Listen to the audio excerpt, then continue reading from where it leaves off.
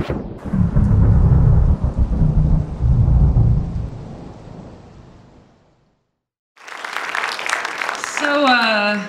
is this sort of a Jean-Paul Sartre, hell is other people kind of message?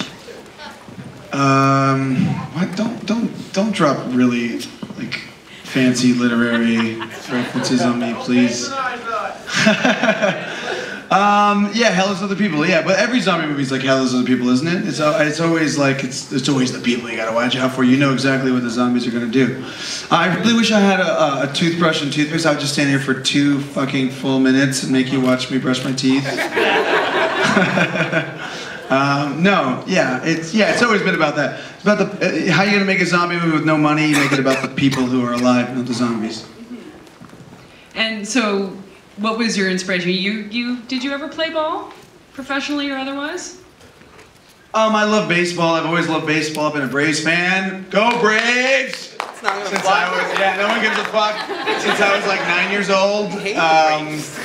But yeah, baseball's always been a great, one of my true passions. So that just seemed like an interesting dynamic. A pitcher and a catcher, they're kind of polar opposites on the team, but they what was that? What was that laugh? Pitcher and a catcher. Zombie Wrangler. Co-opted. Someone co-opted those terms, and that's not fair. No, I've always loved baseball. I know it doesn't translate well, although it's strangely not been a sticking point for as many countries we've been to. It hasn't been a problem. By the way, Adam Cronheim, Mickey is right over there somewhere. I don't know where he is. Adam, where are you? Is he not there? Okay, He's still at the bar. he's sad because the festival tour is over. So make this worth our while. So when did this idea? When did it start to germinate in your head? Well, there was a contest online. It was like a Facebook of movie sites. And what they were going to do is they were going to cast a movie. They were going to find a writer. They were going to find a director. They're going to find all this stuff through this one site called Massify.com. Look it up. It doesn't exist anymore. But they were working with there he is. There's Mickey. Mickey! He was jerking off. Mickey! Sorry he couldn't make it earlier. But Massify.com, they were doing this thing. It was like, okay, we're gonna make this movie. It was like the 8 films to die for, that series. It was Perkins 14. So I made an audition video about 2 guys who were kind of existing in the post-apocalyptic zombie world. And it was like 3 minutes long, and I just kind of stuck in my craw, and I couldn't stop thinking about, oh, I could make a zombie movie for really cheap. That's if you just focus on 2 guys, and like how one guy can't let go of his creature comforts, and the other guy's kind of reverting to his primal animal instinct, and then it just kind of percolated and grew until I begged my friends for money. Who liked that story? Terrible story. Yes, everybody do you recognize the hat? And Adam, what drew you to the story?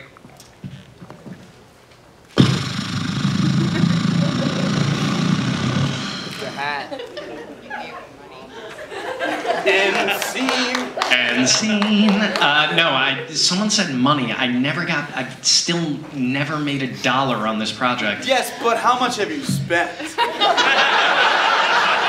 More than the budget.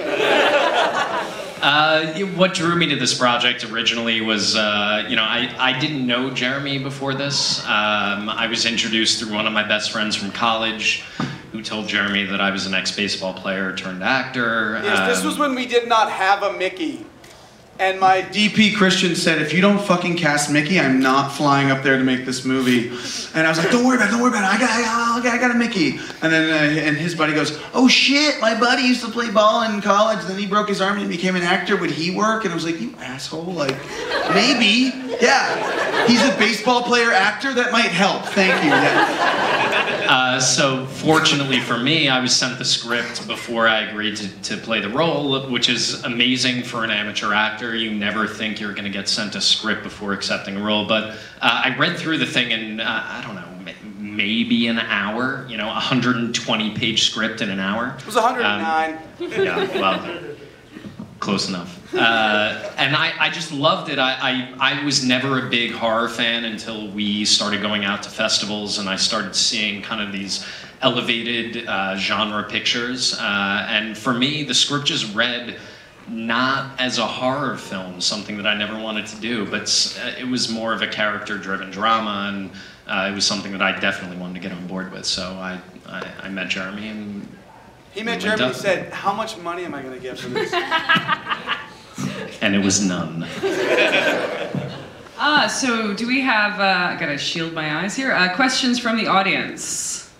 Yes, right there. Yep, you. Hi, Hello, sir. You answered some questions on IMDb. That was very nice of you. I just wanted to say, as a deaf person, I hope that the movie will have subtitles when it comes out on DVD. Oh, man. So. Thank you. Have you seen a cut with subtitles yet? Sorry. Can someone? Have you seen a cut with subtitles at all? Can anyone ask him that? She can't. Baby, I love you. This is my girlfriend Kelly. She did a lot of the makeup effects, but I don't know if she's great at sign language. Are you good?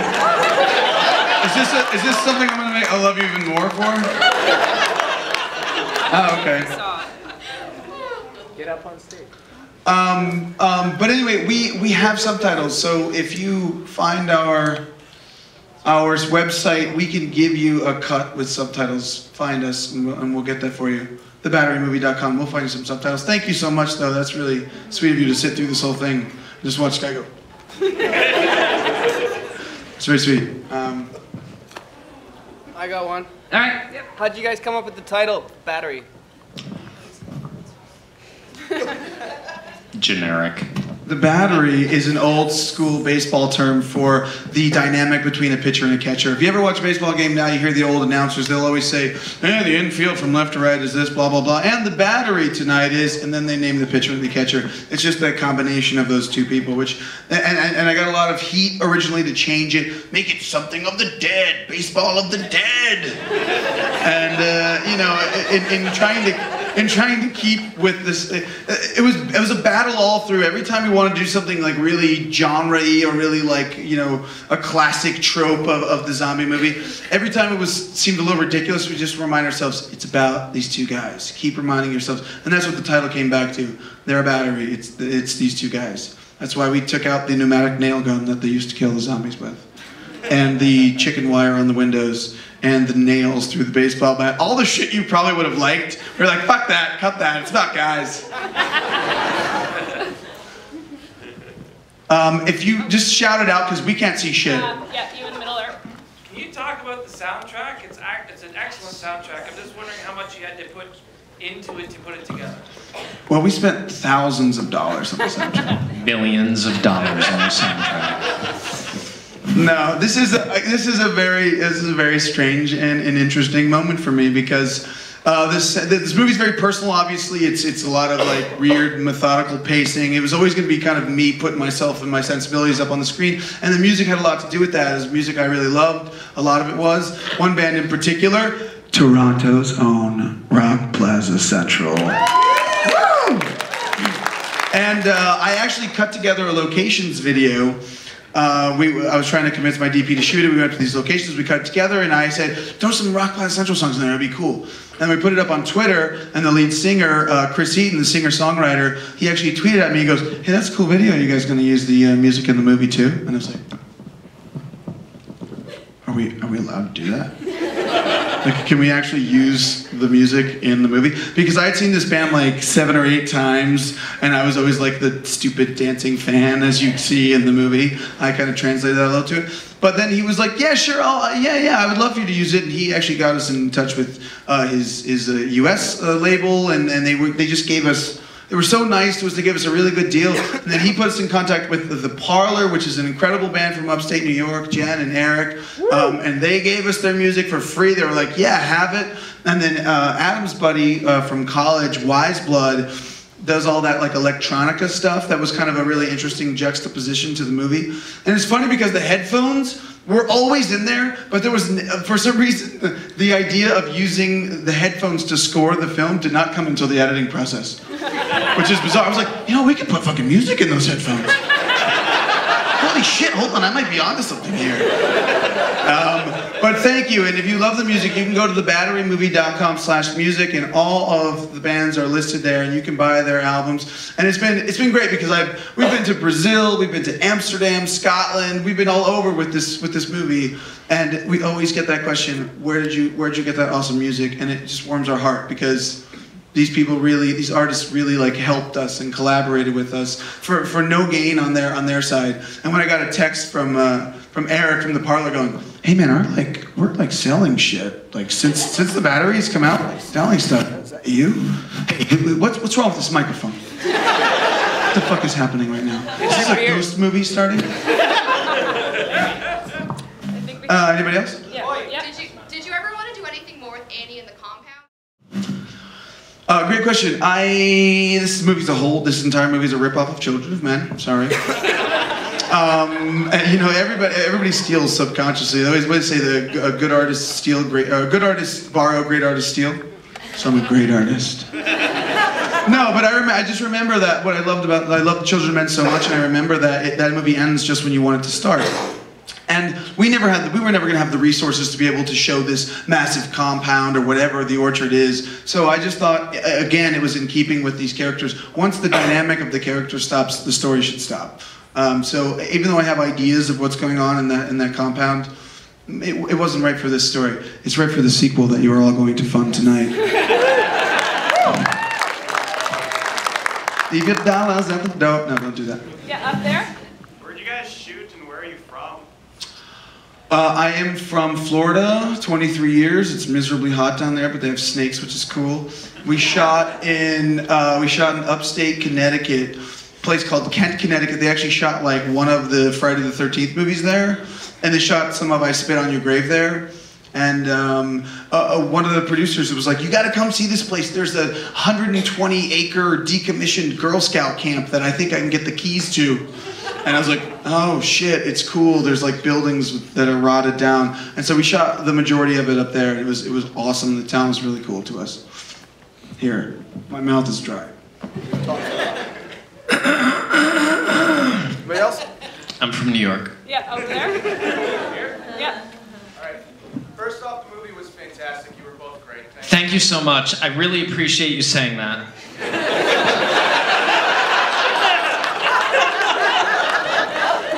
wanted to ask, I noticed before the film showed, there were a bunch of slides, and one of them was a fantastic poster for your film. I was wondering if I'd be able to purchase one off the website, possibly? Thank you so much. I appreciate you saying that. Oh, he's so good, isn't he? Okay, so which poster was it? Was it me and him, or was it just like a? It was the two of you. You're standing up at the back. Yes. Okay. So that's an incredible artist named Greg Bunbury. He's from the UK, and we kind of put a little thing on Craigslist, or no, it wasn't Craigslist. It was Threadless, looking for artists. And he said he was interested, and he's actually done some really awesome alternate posters for like Killer Joe. He did some Iron Man 3 shit, and he was way out of our league. But he watched the movie. He's like, "Man, I get like this really cool Terrence Malick Badlands vibe from it. I can't like, I'm just gonna do it." Like he just did it for us. So it's amazing. If you go to society6.com and look for Greg Bunbury, you can buy prints of that poster, and you should, because that guy's awesome. Nice. One more thing. Yep. Where the hell did you find a disc man? Thank you so much. I appreciate you saying that. There are still Discmans around, I think. A Walgreens, maybe? We didn't have any props until 3 days before, and we spent about 50 hours buying props for 3 days because I told Christian that I had everything in order, and then he came up and I was like, "Okay, we gotta go buy like 3,000 props now." We've got a line here. I'm going to go with you first. I was just wondering the connection that you guys had in the film. When it comes to something where you're in an isolated environment as actors, what did you guys do to sort of prepare, one, for like the bond there, and two, for like, we live in this world right now where everyone's always so, I mean, connected and disconnected, but how do you prepare for that like complete isolation when you're in something like a zombie film? Thank you so much for saying that. I think the truth of the matter is that I didn't know Jeremy before this project, so it was really authentic. We were living in the woods together for 2.5 weeks, and we had never met. So the relationship between these two guys is actually what it was. Right? Yeah, no, that's what it was. It was mostly about, like, I had this whole, like, method thing where I was going to be like, you know what, okay, I got this guy Adam, I think I'm going to cast him in the role, I'm going to take him, I'm going to make him live in a car with me for 5 days just to see if he can handle it.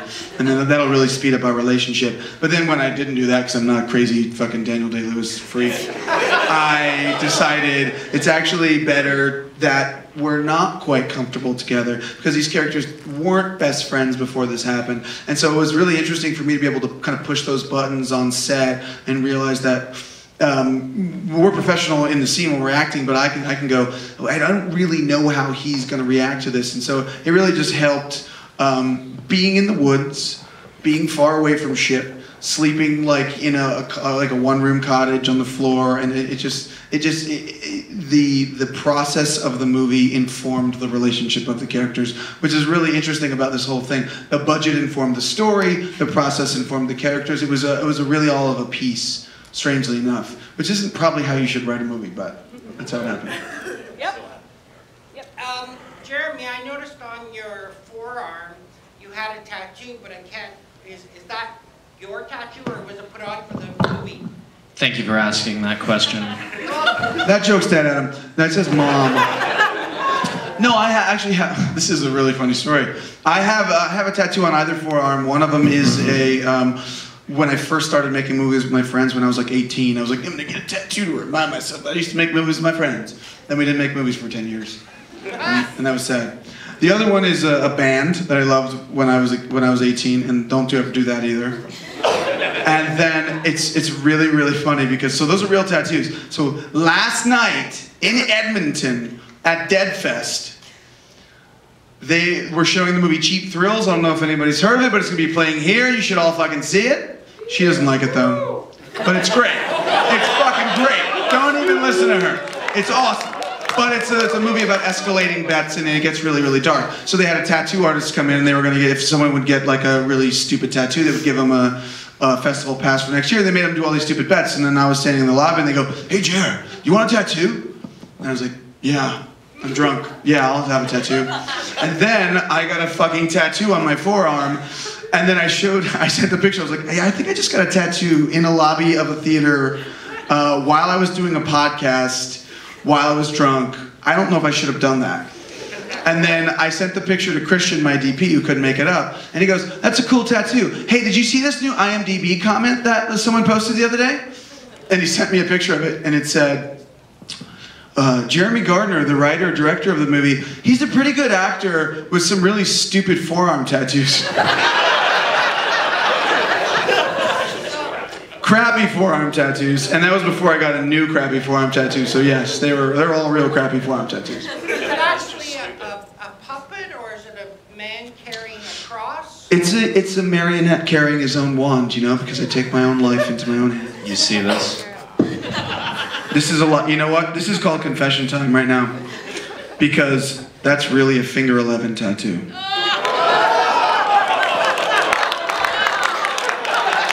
Crucify me, I was 18, okay? They spoke to me.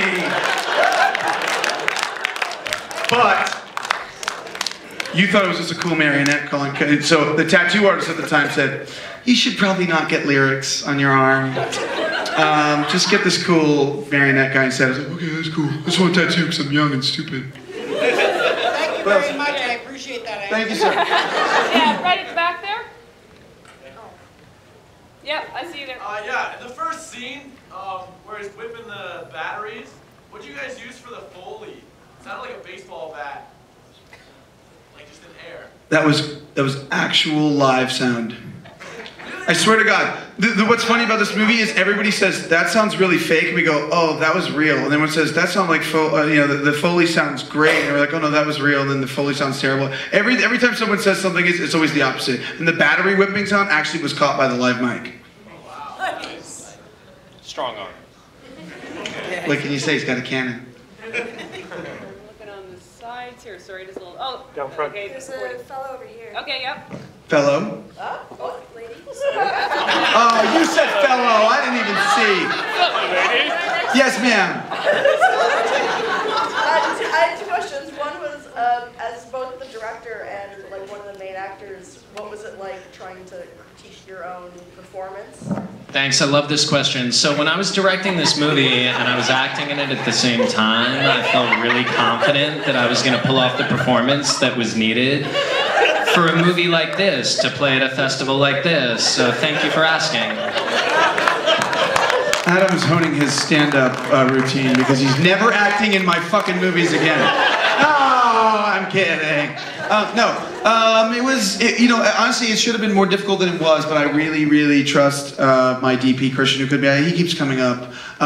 Christian's one of my best buddies. He's a genius with the camera. So I knew that, like, when I tell him, this is how I want the shot to look, and then I'm just going to go do the scene over and over and over and over again. I don't have to worry about the technical side of it. I know if he goes, no, we didn't get that, the sound wasn't right, or the framing wasn't right. I know he'll tell me if we got it. If I knew I got the performance I wanted, I would say, was everything right technically? And then he would be, yeah, cool.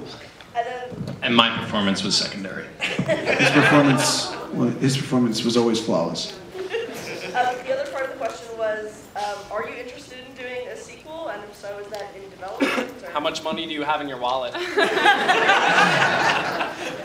I'm not opposed to a sequel, but I don't feel I've earned a sequel. If it was like an overwhelming demand, then yeah, I want to explore those characters again. I have a really cool opening scene in my brain, and I want to see what's up with the Orchard Nanny and all those guys. But yeah, you guys leave. You have bedtimes. I'm kidding. I love you. Thank you for staying. I'm just messing around. I'm an asshole. But we ran out of time. All right, so we're running out of time, and I have a super special guest right when all those people are leaving. So you can hear this by the door. With us right now, Chris Eaton from Rock Plaza Central is here, and he brought his goddamn guitar. So just let him come up for 1 second and play a song from the movie, and then we can all go drink, and you can all ask me whatever you want. Adam's gonna crouch. Yeah. Micah, you're singing, I'm dancing. Oh, really? Yeah. Get too close, Adam. Can you hear that?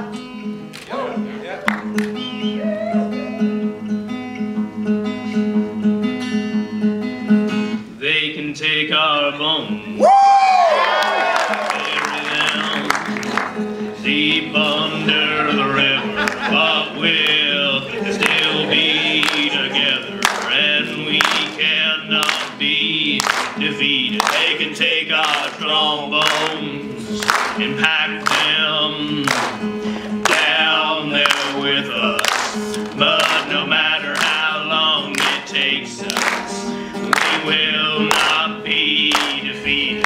When we dance together under the moon and under the weather. We will lock our eyes forever and a night. They can take our bones and bury them deep under the river, but we'll still be together, and we cannot be defeated. They can take our fists and chop them off at the wrists, and we will shake our rumps with bloody stumps, and we cannot be defeated. When we dance together under the moon and under the weather. We will shake our arms forever and a night.